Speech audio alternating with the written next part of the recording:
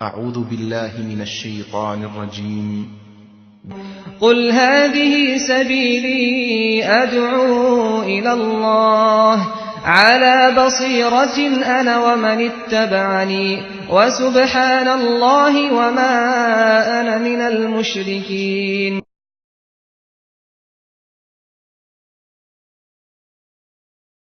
إن الحمد لله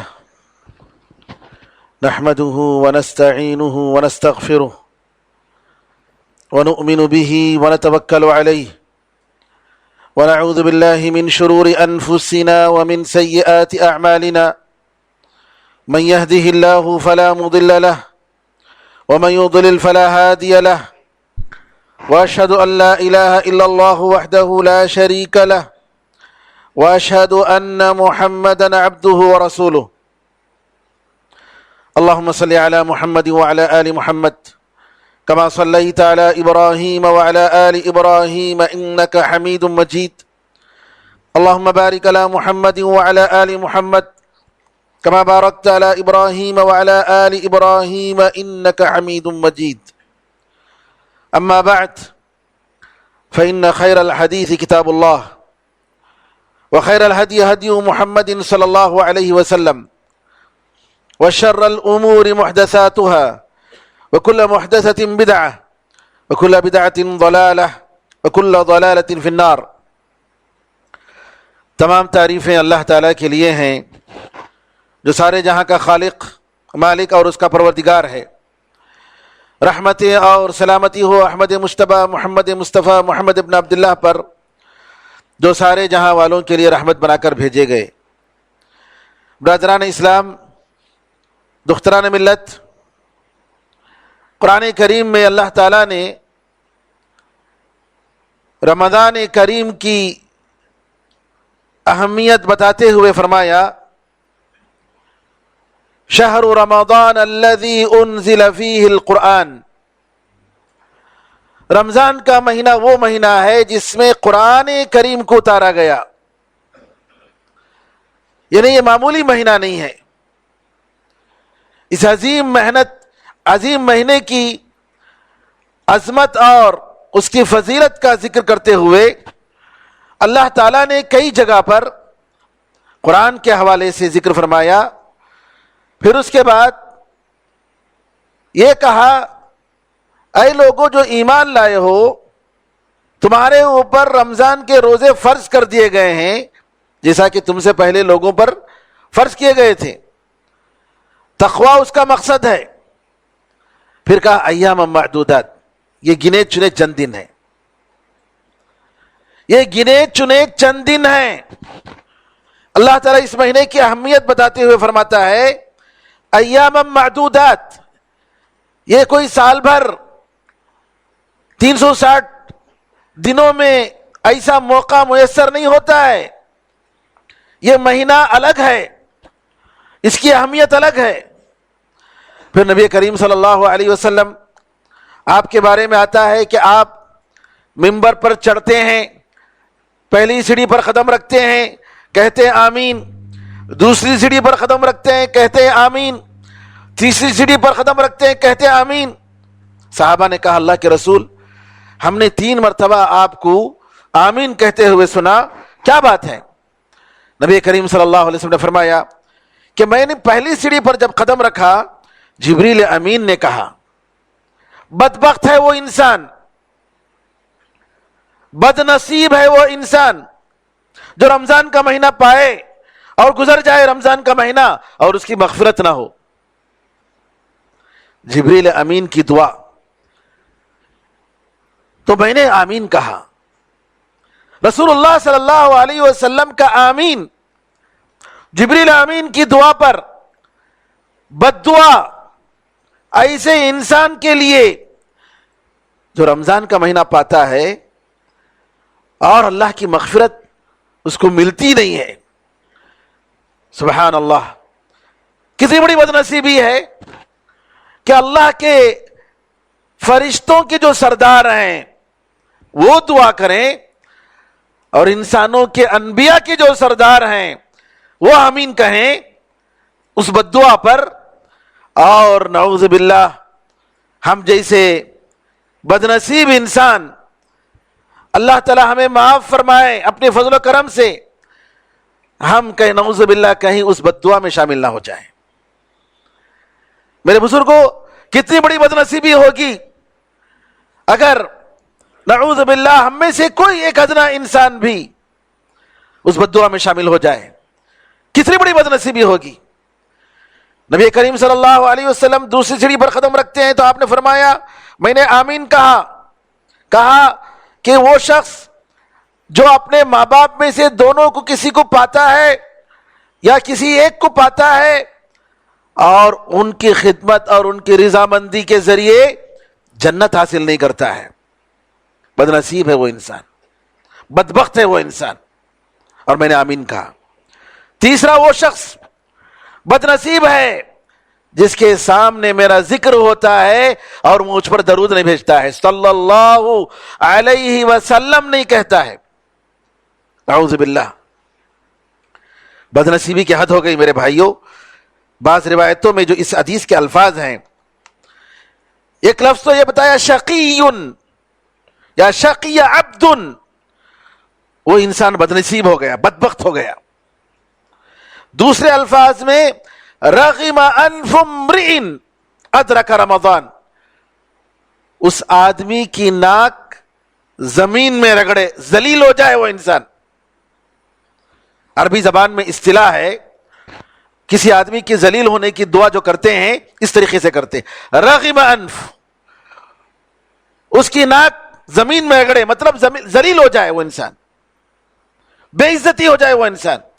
ایک اور لفظ میں یہ آیا ہے بعدا لمن ادرک رمضان فلم یغفر لہ، دوری ہے اس انسان کے لیے جو رمضان پائے اور اس کی مغفرت نہ ہو۔ ایک اور روایت میں ومن ادرک رمضان فلم یغفر لہ فابعدہ اللہ، جو رمضان پائے اور اس کی مغفرت نہ ہو اللہ اس کو دور کر دے۔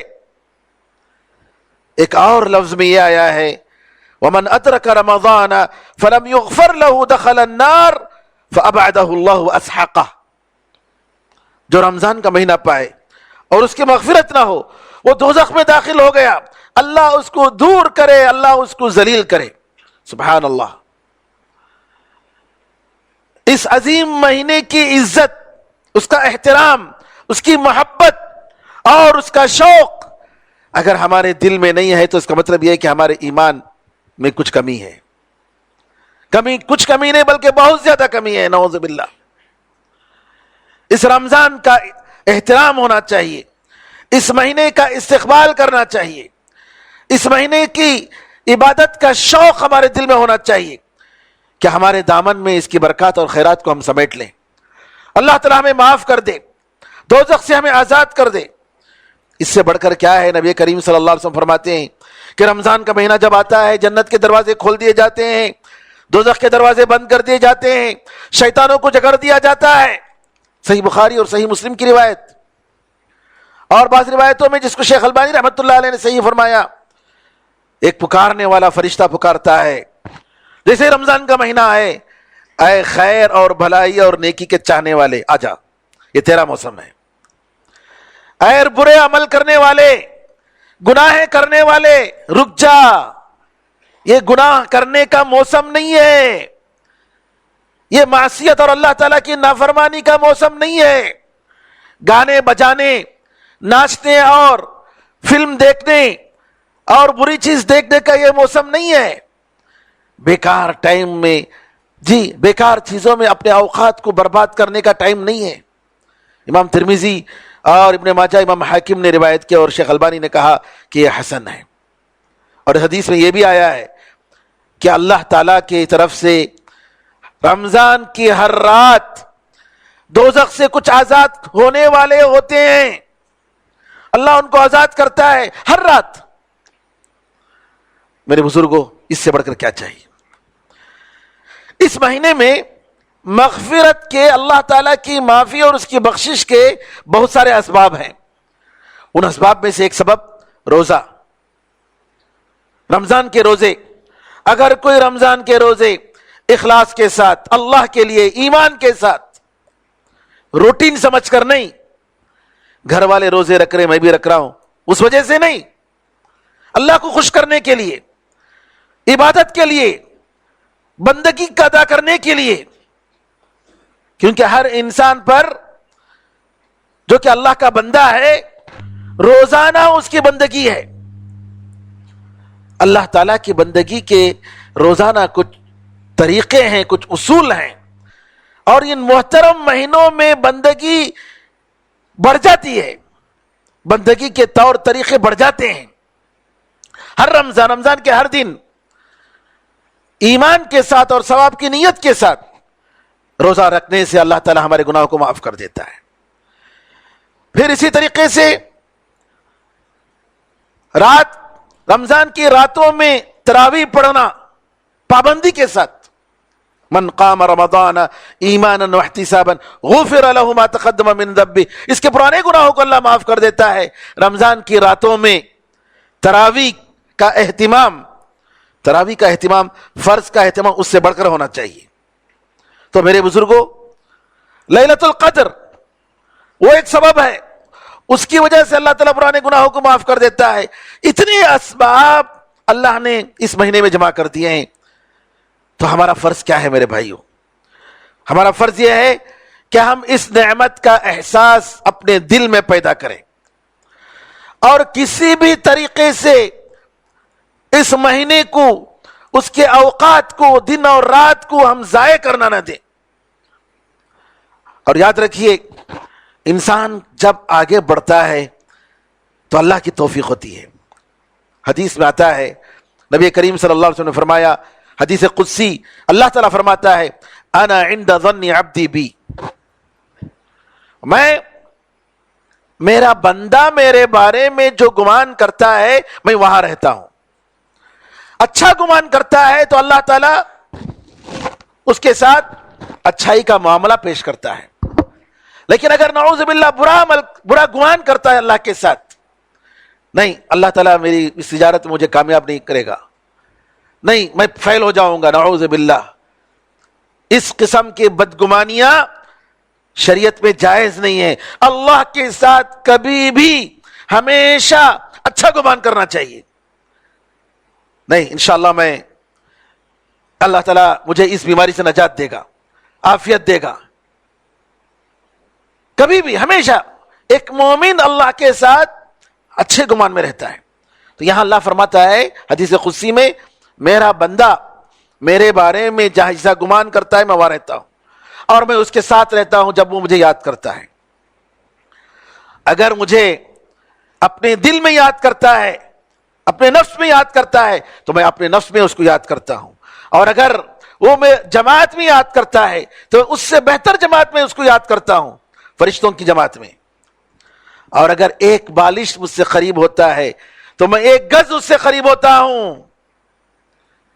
قریب ہونا ہے ایک بالش ہی صحیح. ہماری طرف سے ارادہ, عزم, کام کرنے کا پختہ ارادہ, عبادت کا, جی یہ اگر ہو, اللہ تعالیٰ قریب ہوتا ہے ہم سے. اور اگر 1 گز مجھ سے قریب ہوتا ہے تو میں اس سے بڑھ کر فاصلے پہ میں قریب ہوتا ہوں, 1 میل قریب ہوتا ہوں. اور اگر چل کر مجھ سے آتا ہے میری طرف تو میں اس کی طرف دوڑ کر آتا ہوں. کیا مطلب ہے میرے بھائیوں؟ بندے کی طرف سے ارادہ ہونا چاہیے, کوشش ہونی چاہیے, محنت ہونی چاہیے, اور یہ بھی اللہ کی طرف سے ہے. اور اس کو پانے کے لیے کیا کرنا ہے؟ ہمیشہ اللہ سے دعا کرنا ہے. اے اللہ, تیری مدد کے بغیر ہم نماز بھی نہیں پڑھ سکتے, تیری مدد کے بغیر ہم ایک اچھا کام بھی نہیں کر سکتے. ہم تیری عبادت کرتے ہیں, ہم تجھی سے مدد مانگتے ہیں بار بار. ایاک نعبد و ایاک نستعین. علماء کہتے ہیں کہ قرآن کریم کا پورا نچوڑ سورہ فاتحہ میں ہے, اور سورہ فاتحہ کا پورا نچوڑ ایاک نعبد و ایاک نستعین میں ہے. ہم تیری عبادت کرتے ہیں اور تجھی سے مدد مانگتے ہیں. ابن تیمیہ رحمۃ اللہ علیہ فرماتے ہیں, انسان کو چاہیے اللہ کے سامنے اپنی شدت حاجت کو رکھے, اے اللہ تیرا میں محتاج ہوں. اللہ تعالیٰ سے بے نیازی کا اظہار اگر کوئی کرتا ہے تو وہ تکبر ہے، نعوذ باللہ، کفر ہے، کفر ہے. مجھے کیا بھی ضرورت نہیں، اللہ چاہے تو دیں دے، نہیں تو خاموش، مجھے کیا بھی نہیں. اعوذ باللہ، یہ کفر کی باتیں ہیں. اللہ تعالیٰ چاہتا ہے کہ آپ مانگو، انسان چاہتا ہے کہ آپ نہ مانگو، لیکن اللہ تعالیٰ چاہتا ہے کہ آپ مانگو. حدیث میں آتا ہے جو اللہ سے نہیں مانگتا ہے اللہ اس پر غصہ کرتا ہے. انسان مانگیں گے تو غصہ کرے گا، لیکن اللہ نہیں مانگیں گے تو غصہ کرے گا. اپنی حاجت دنیا کی حاجتوں سے بڑھ کر ایمان کی اور آخرت کی حاجت ہمیں اللہ کے سامنے رکھنا ہے. دنیا کی حاجت سے بڑھ کر. دنیا تو آئے گی، رزق اللہ تعالیٰ رکھا ہے، مرتے دم تک جتنا ہے وہ ضرور انسان کو ملے گا، اس کی فکر مت کیجئے. لیکن آخرت، جنت، اللہ کی خوشنودی، اللہ کی رضامندی، اللہ اکبر. تو لہٰذا میرے بھائیوں مدد مانگنی چاہیے، انسان کو اپنی ضرورت اللہ کے سامنے رکھنی چاہیے، اور اپنی حاجت اور فاقہ کشی، ایمان کی جو حاجت ہے، اے اللہ تیرے ایمان کے ہم محتاج ہیں، اے اللہ تیری محبت کے ہم محتاج ہیں، اے اللہ تیری محبت اپنے دل میں ڈال دے. اللہ اے اللہ پیاسے کو سخت گرمی میں ٹھنڈے پانی کی جتنی سخت ضرورت ہوتی ہے اس سے زیادہ تیری محبت کو ہمارے دل میں ڈال دے. اللہ ایسی محبت اگر آ گئی میرے بھائیوں، دنیا کی ساری چیز اس کے سامنے معمولی ہو جاتی ہے. لہذا انسان کو چاہیے کہ اپنی طرف سے کوشش کرے. اور رمضان کی برکتیں، یہ رحمتیں، یہ مغفرت، یہ اللہ تعالیٰ کی معافی اور رضامندی بغیر پلاننگ کے مل نہیں سکتی میرے بھائیوں. پلاننگ کرنے کی ضرورت ہے. پلاننگ اگر نہیں کریں گے تو انسان صرف یہ سوچے کہ میں زیادہ سے زیادہ پڑھ لوں گا، زیادہ سے زیادہ عبادت کروں گا، جی صرف ایسے ہی سوچے اور پلاننگ نہ کرے اس کے لیے، تو کیا ہوتا ہے، اس کا رمضان جیسے پہلے گزرا ویسے ہی گزرے گا. لہذا پلاننگ کرنے کی ضرورت ہے کہ ہم قرآن کریم کتنی مرتبہ ختم کریں گے. مثال کے طور پر اس مرتبہ انشاءاللہ ہر 10 دن ایک قرآن ختم کریں گے کم از کم. کوشش کریں پہلے عشرے میں ایک قرآن، دوسرے عشرے میں ایک قرآن، تیسرے عشرے میں ایک قرآن. ایک نماز بھی تکبیر تحریمہ ہم سے چھوٹ نہیں پانی چاہیے، کسی بھی طریقے سے نہیں چھوٹنی چاہیے. کوشش انسان کی طرف سے ارادہ، کوشش کا مطلب 10-15 منٹ پہلے مسجد میں آ جائیں. پلاننگ کریں کہ نماز سے 10-15 منٹ پہلے ہم مسجد میں رہیں تاکہ ہماری نماز تکبیر تحریمہ ہمیں ملے. اور اسی طریقے سے روزانہ ہم کو صدقہ کریں، کم از کم 10 روپے، ارے نہیں کیا 1 روپے ہی صحیح، چلو 1 روپے ہی صحیح روزانہ صدقہ کریں جی. اور اسی طریقے سے اللہ کے درمیان، ہمارے درمیان جو گناہیں ہم کر رہے ہیں ان کی معافی کے لیے ہم کوشش کریں جی. یہ ساری چیزیں اگر ہم پلاننگ کریں گے میرے بھائیوں تو ضرور اللہ تعالیٰ کی طرف سے ہمیں توفیق ہوگی. اور یہ کہ ہم زیادہ محنت کرنے کے لیے مہینہ آیا ہے، رسونے کے لیے نہیں. انسان تھکتا ہے، اس میں کوئی شک نہیں، لیکن رمضان اور رمضان کے دوسرے ایام دونوں برابر نہیں ہونے چاہیے. پھر اسی طریقے سے یہ کہ ہم رمضان میں کچھ ایسی عبادتیں کریں دیکھنے میں چھوٹی ہیں لیکن اللہ اس کا بہت بڑا ثواب دیتا ہے. انشاءاللہ میں آگے آخر میں بتاؤں گا کہ بعض دعائیں اور بعض اوقات جمعے کے دن عصر کی نماز سے لے کر مغرب تک خاص طور پر ماہ مبارک میں عبادت میں رہنا، قرآن کریم کی تلاوت میں رہنا، خرید و فروخت کی ساری چیزیں چھوڑ کر اس مبارک وقت میں زیادہ سے زیادہ اللہ تعالیٰ کی قربت حاصل کرنا. افسوس کی بات یہ ہے میرے بھائیوں کہ ہم میں اکثر لوگ دنیا کے لیے پلاننگ کرتے ہیں، شادی ہے تو پلاننگ کرتے ہیں، لیکن آخرت کے لیے, دین کے لیے اور ایسے موقعوں سے فائدہ اٹھانے کے لیے ہم پلاننگ نہیں کرتے. اور سب سے بڑی پلاننگ یہ ہے میرے بھائیوں, اللہ سے ہم دعا کریں عاجزی کے ساتھ, اے اللہ اس ماہ مبارک میں ہمیں زیادہ سے زیادہ عبادت کرنے کی توفیق عطا فرما, ہماری دعا قبول فرما. اے اللہ ہمیں مقبول روزہ, مقبول تراویح, مقبول عبادت, مقبول دعا ہمیں عطا فرما. اور پلاننگ کے لیے سب سے پہلی بات دعا کے بعد توبہ ہے, توبہ کرنے کی ضرورت ہے. کیونکہ انسان کو نیک عمل کرنے سے اور دنیا کی بھلائی پانے سے جو چیز روکتی ہے وہ ہماری گناہیں ہیں. استغفار, کثرت سے اللہ تعالیٰ کی مغفرت مانگنا, بار بار اللہ سے معافی مانگنا.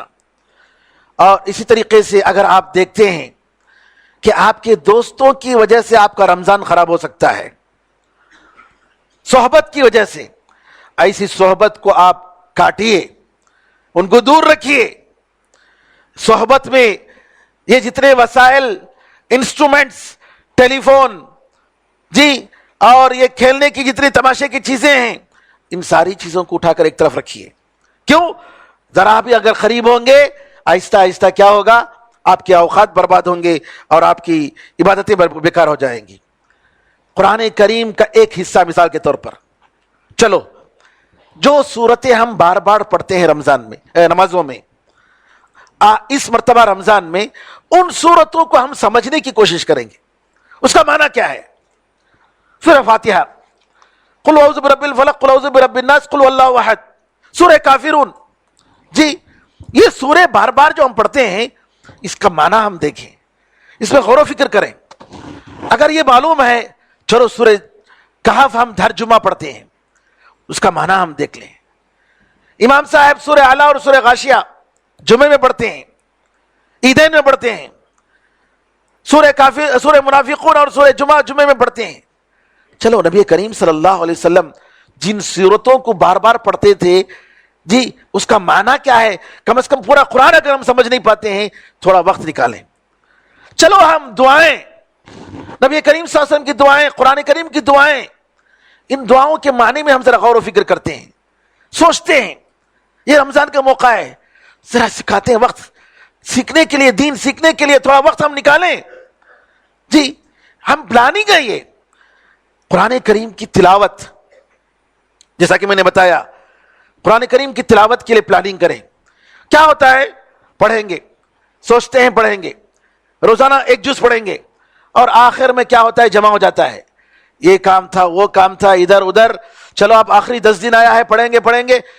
پھر اس کے بعد کب ختم ہوتا ہے, نعوذ باللہ, وہاں جو ہے چاند نظر آ گیا, عید کا چاند, ابھی بھی قرآن باقی ہے. یہ ہوتی ہے ہم سے. لہذا ہمیں کیا کریں, وقت متعین کریں, اس وقت میں ہم قرآن کریم پڑھیں گے. اور جیسا کہ میں نے کہا, تکبیر تحریمہ, رمضان میں تکبیر تحریمہ میں آنے کی کوشش کرنا, پابندی. اور اسی طریقے سے کھانے پینے میں رمضان میں بڑھ جاتا ہے. لوگ ہمیشہ یہ کرتے ہیں کہ کھانا پینا کا بڑھ جاتا ہے. چلیے برکت الگ ہے, لیکن انسان کھانے پینے میں اتنا کھانا پینا نہیں ہونا چاہیے جس کی وجہ سے تراویح مشکل ہو جائے, تراویح کی نماز عبادت اس کے لیے مشکل ہو جائے. اور میرے بھائیوں, ذکر, کثرت سے ذکر, سبحان اللہ والحمد للہ واللہ اکبر ولا حول ولا قوت الا باللہ, یہ بار بار پڑھتے رہنا. اور اعتکاف کرنے کی کوشش کرنا, اور اسی طریقے سے نیکیوں کا حکم دینا اور برائیوں سے روکنا, یہ ساری چیزیں ہیں. آخر میں میرے بھائیوں, 3 اوقات روزانہ 3 گھنٹہ دیں آپ. ایک افطار کے وقت, افطار سے پہلے آپ 1 گھنٹہ بیٹھ جائیں, اس میں قرآن کریم کی تلاوت کرتے ہوئے, قرآن کریم پڑھتے ہوئے بیٹھ جائیں. اور اسی طریقے سے دوسرا ٹائم آخری رات کے آخری وقت میں, یعنی مطلب سحری کرنے کے بعد تھوڑی دیر آپ بیٹھ جائیں اللہ تعالیٰ کے ساتھ مناجات میں. یہ وہ وقت ہے جس میں اللہ تعالیٰ دنیاوی آسمان میں اتر کر آتا ہے, کہتا ہے اے میرے بندو, ہے کوئی جو مجھ سے معافی مانگنے والا, میں اس کو معاف کر دوں. رات کا تیسرا حصہ ہر رات، رمضان میں بھی اور رمضان کے علاوہ بھی، ہر رات کے تیسرے حصے میں اللہ تعالیٰ دنیاوی آسمان میں اتر کر کہتا ہے کوئی بندہ جو مجھ سے معافی مانگے میں اس کو معاف کر دوں، ہے کوئی جو مجھ سے حاجت مانگے اس کی حاجت میں پوری کروں۔ اللہ اکبر، سبحان اللہ۔ صحیح بخاری اور صحیح مسلم کی حدیث، اور یہ اتنی سچی حدیث ہے جیسا آج کے جمعہ اور دن کا وقت ہونے میں کوئی شک نہیں ہے، اس حدیث کے صحیح ہونے میں کوئی شک نہیں ہے۔ کیا چاہیے میرے بھائیوں؟ اللہ کی رحمت۔ دنیاوی آسمان میں اللہ اتر کر، وہ کیسے اترتا ہے اللہ کو معلوم ہے، ہمیں نہیں معلوم۔ انسان کے اترنے میں اللہ کے اترنے میں بہت بڑا فرق ہے۔ انسان اللہ کے ساتھ اپنے آپ کو کمپیئر نہ کرے۔ حدیث ہے، نبی کریم صلی اللہ علیہ وسلم نے فرمایا، رات کا جب تیسرا حصہ رہتا ہے تو اللہ اترتا ہے اور کہتا ہے کوئی بندہ جو مجھ سے معافی مانگے میں اس کو معاف کر دوں، ہے کوئی جو مجھ سے ضرورت اس کی پوری کروں۔ رکھنے کی ضرورت ہے، بس اس وقت کا آپ خیال رکھ رہے۔ اللہ ہمیں توفیق عطا فرمائے۔ اور تیسرا وقت فجر کی نماز کے بعد سے سورج نکلنے تک، اشراق کا جو وقت ہے، یہ وقت فجر کی نماز سے بعد سے سورج نکلنے کے وقت، ان تینوں گھنٹوں میں ایک وقت دعا رکھیے رات کے وقت میں جی، اور افطار سے پہلے بھی دعا کا وقت۔ فجر کے بعد اگر آپ قرآن کریم پڑھتے ہیں بیٹھ کر، حدیث میں آتا ہے کہ ایک آیت پڑھنا مسجد میں بیٹھ کر فجر کے بعد، سبحان اللہ، بڑی بڑی موٹی موٹی ایک اونٹ لینے سے بھی زیادہ بہتر ہے۔ سبحان، ایک آیت۔ تو ان تینوں اوقات کا خیال کریں۔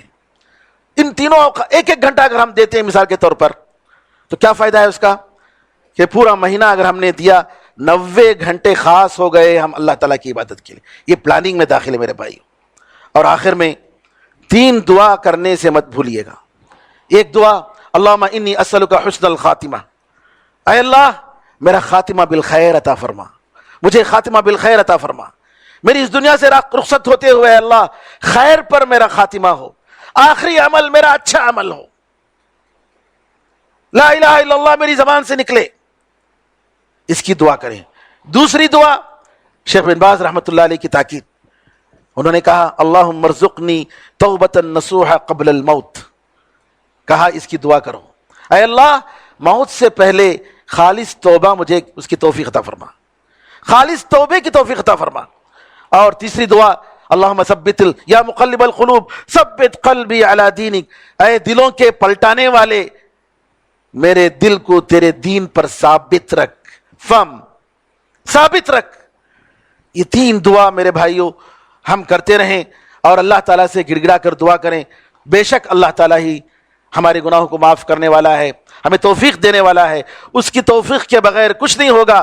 لہٰذا ہم اللہ کے دربار میں اپنے آپ کو ڈال دیں اور اللہ تعالیٰ سے بار بار اصرار کے ساتھ ہم دعا کریں۔ ضرور بار بار کھٹکھٹانے والے کو دروازہ اللہ تعالیٰ ضرور اس کی رحمت کا دروازہ کھولے گا۔ اللہ سے امید ہے کہ اللہ تعالیٰ ہم سب کو اس کی رحمتیں، اس کی نعمتیں، اس کی برکتیں ہمیں اور سارے مسلمانوں کو عطا فرمائے۔ سارے مسلمانوں کو اللہ تعالیٰ اپنے فضل و کرم سے معاف فرمائے، ان کو امن و امان سے رکھے۔ جہاں جہاں مسلمان پریشان ہیں اللہ تعالیٰ ان کی پریشانیوں کو دور فرمائے۔ اللہ تعالیٰ ہمارے ملک میں امن و سلامتی قائم فرمائے، آمین ارحم الراحمین۔ بارک اللہ لنا ولکم فی القرآن العظیم ونفعنا وإیاکم بالآیات والذکر الحکیم، انہ تعالی جواد کریم ملک بر رؤوف رحیم رب